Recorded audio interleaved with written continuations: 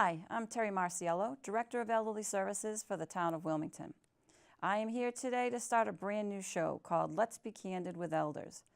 And with a reason for this show is that there's so many different types of topics to talk for and to share with about elder issues that are not only go on in the town of Wilmington, but also for the state of Massachusetts and for the nation. But today we'd like to start basically right at home. And I call it right at home, right here in the town where we have a senior center. And the senior center not only has activities, exercises, and so many different events, but we also have a department. And that department does services for elders right in our community. Today, I'd like to start off with someone that's extremely important to our community. Her name is Laura Pickett. She is our case manager. And what is a case manager? We will be finding that out today, and she'll be sharing with us. And why don't we go right into it? So Laura, welcome. Hi, Terry. As our case manager, you have been with us for quite a few years, and we're very fortunate that we've been able to work together as a team. Right. But I think today is really important for people to understand what is a case manager. So I think I'm just going to put that right on you as in, what is a case manager? Well, a case manager has a lot of different definitions, but for us, I like to explain my role as a case manager is going out and helping elders and their families navigate through the different systems that start to affect us as we age and get older. An example of what a case manager does is, say someone's been hospitalized for a bit, has had a health issue, and they're coming home. Family's a little bit concerned about how that elder's going to do once they get home. So my job is to kind of assess what they need when they get home. It may be they just need a visiting nurse to come in for a few days to make sure that they settle back in. Maybe they need some continued physical therapy. So make sure that those kinds of services stay involved with the elder when they come in. Sometimes it may be to make a referral to Minuteman Senior Services, which is more of a long-term type of in-home aid for folks. So I would make that referral to Minuteman, and that would be something that would be long-lasting or could be long-lasting. So those are the kinds of issues that I think I try to go out and assess that when I first meet with the family. Mm-hmm. And how do you get referrals? How do people refer to us? Well, like I mentioned, first off, is from hospitals and doctors' offices that they may see, an elder has some health issues. So they may say, you know what, you might benefit from having some extra help, and they may make the call to us first, or they may just mention that the senior center has a case manager, and that elder will in turn call, or a family member. So it can come from a doctor's office, a hospital, can come from a family member themselves. We are very lucky in this town that we have a Department of Elderly Services, so my service is free for anyone 60 and over, so anyone could call. A neighbor who's seeing an elder that's having some difficulty may pick up the phone and say, they may need some extra help.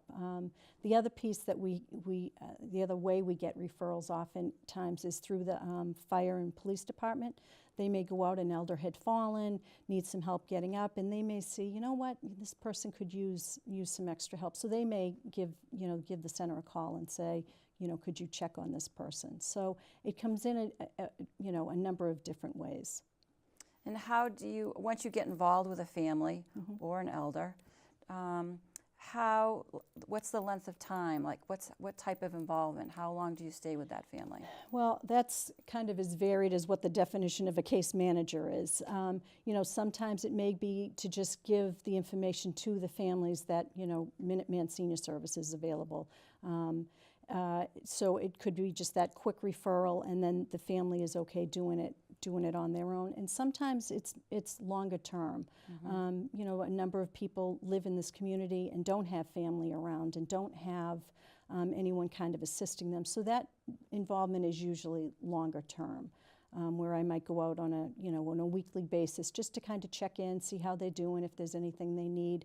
Because as we get older and our health issues, sometimes come into play, that my role will change. It might be that those first few months I'm just visiting with them, but then I kind of notice, that they're having some difficulty getting meals prepared. So I might then recommend, maybe, home delivered meals, which is another service that the department provides, might be beneficial to them. So I try to, that's a way of, when you maintain those long-term relationships, you can kind of see where an elder may benefit from some additional services or help.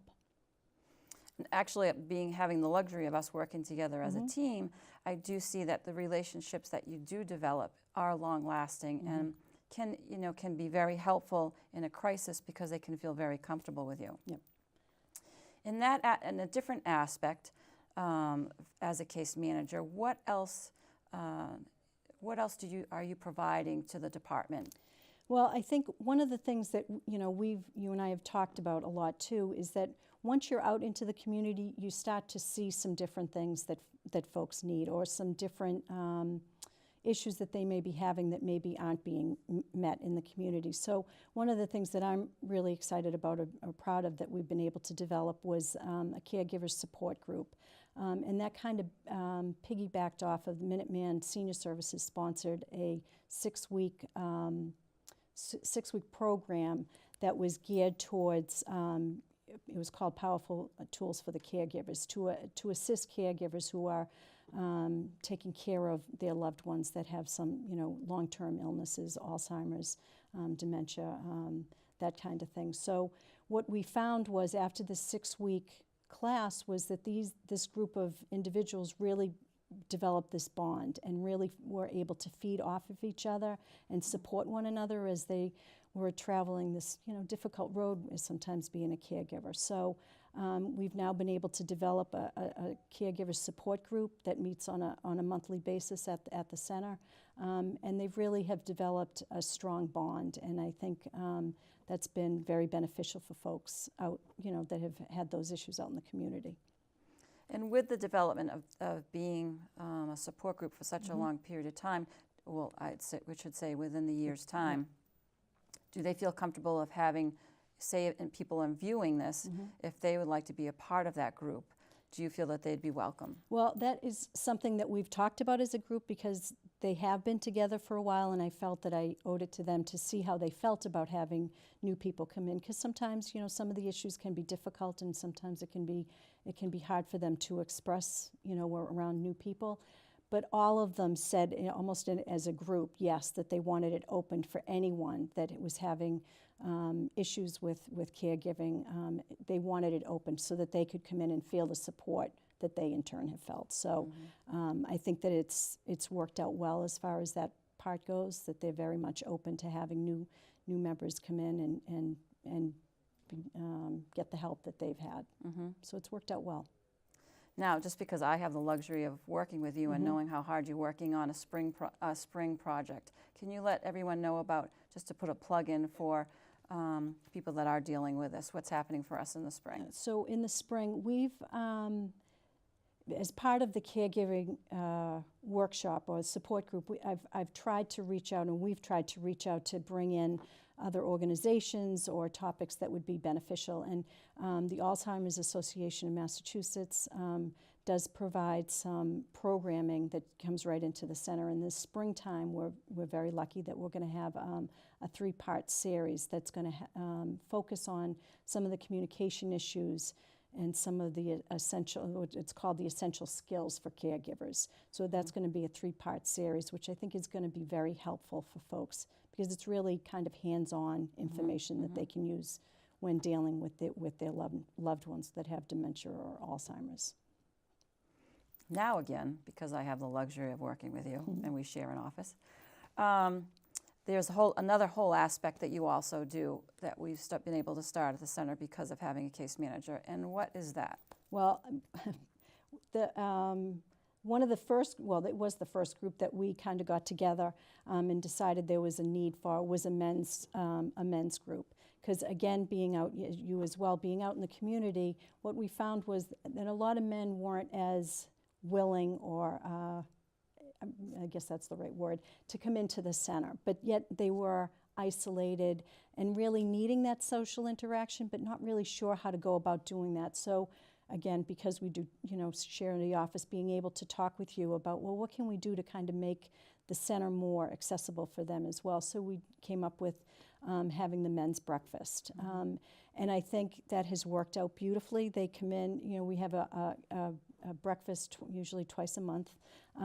It started out where we had guest speakers to come in and speak with men's issues, things that we thought would be topical for the men. But I think the other part that what we have found as time has gone on is that the men really enjoy just being able to sit and talk together as a group.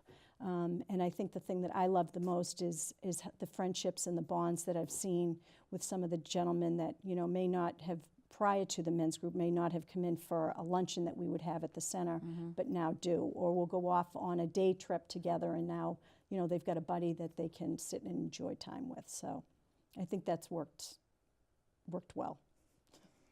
It's worked very well, Very I can say. Yes. Again, you are actually clearing some things up as a case manager. With your work at the center, which is very active, but you're more active in the community. Do you see a common thread of an issue that does occur or does come up in conversation with your home visits and at the center? Especially at your home visits.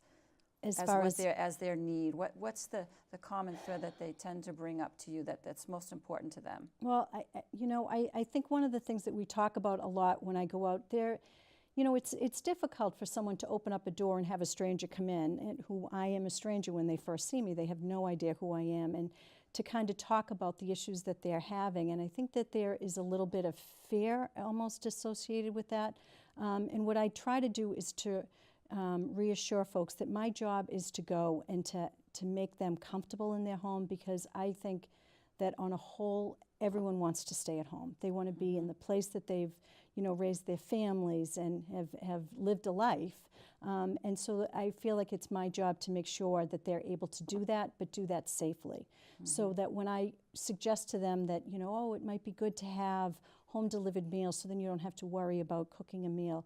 I do so that, with the idea that the longer they can be at home, the better that they're gonna be. So I think that that's really key, is that they know that I'm an advocate for them, and that is truly, I think probably 99% of the folks that we visit with, that's what they're concerned about. How long am I going to be able to stay at home? What's going to happen to me if I can't? What if I get sick? Well, there are other ways of, them being able to stay at home, bringing services in, like Minuteman that we talked about earlier, and there are other home care agencies that can come in to provide direct care, help with grocery shopping and bathing and cleaning the home. All of those things, medical, transportation to medical appointments, and that type of thing too. So I think that's what I see as a major concern for folks. Well, we do have a luxury of the strength and support that we have from our community. And today this is just a tidbit as to being able to discuss as to the case management. Do you think there's anything else an important piece that I missed to ask about what is a case manager, or what the importance of a case manager is to our community? Well, I think that, the biggest goal and something, again, that we talk an awful lot about is being able to get that information out to folks, that they know if there's an issue. And again, they're so wide, it's very hard to kind of narrow everything down to today, but there's such a wide range of issues that come. But even if they know, all they get out of today is that they know that they can call, the Department of Elderly Services, and that, that we're there to help, either, help them navigate through that system, or give them information and make a referral so that they get the answers that they need. So I think that's key. Well, I have to say I'm really happy that we were able to sit down and discuss and get some of the issues out, or clear up a little bit of a definition as to what's a case manager, because as you and I know, people ask, what is that? What is that? And what is your role? But as you can see, in speaking with Laura, the role is very expansive. And there's just no way today we can talk in a short period of time as to everything that you do. So my question to you now, before we do close, is how would you feel about coming back from time to time and sharing with us, especially with the Alzheimer's information that will be coming up? And I also know there's also some back burner things that are that you are working with that could be really crucial for letting people know as to what's going for our community. I think it's you know, a wonderful opportunity to be able to come and share the information that we have so that people do know where to turn. And it's always changing. There are always new things, new programs, new bits of information. So I think that you know, that would be a great thing. So I would like to thank you all for viewing in with us and sharing, having the opportunity for Laura Pickett to share with us as the case manager. Again, I want you to feel free to call the Department of Elderly Services in town at any time with any question. No question is foolish. And we do have quite a few calls, and we do appreciate them because it gets us connected with the community. Today, I would like to end with Let's Be Candid with Elders, and I'd hope to see you next time with more information in any different aspect that you can find. There we go. Thank you so much.